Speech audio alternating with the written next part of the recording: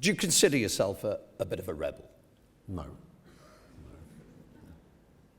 You were also, I think, once considered for the role of James Bond. That's not rebellious. That's not rebellious, no. but it was... Well, no, I just got married, and my wife also had no money. It was about 1968 and 70, and she had a job with a national trust in the north of Scotland, so she had a free bothy or cottage.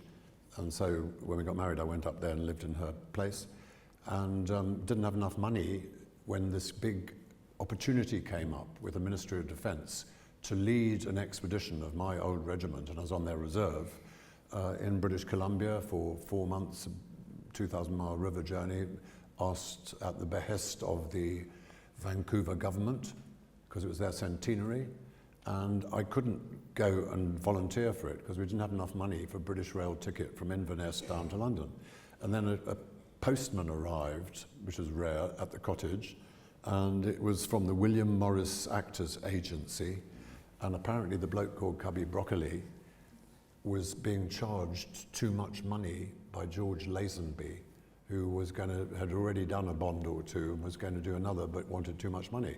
So Cubby Broccoli thought, to hell with him, we will advertise for 200 people who don't act and therefore won't want much money, but they do Bondy type things, so they won't be too difficult to train.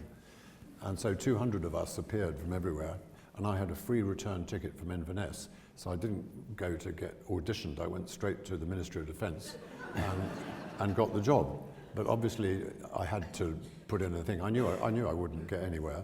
So it was a big surprise out of 200 when I got in the last 6. And by then I thought, ooh, maybe, yeah.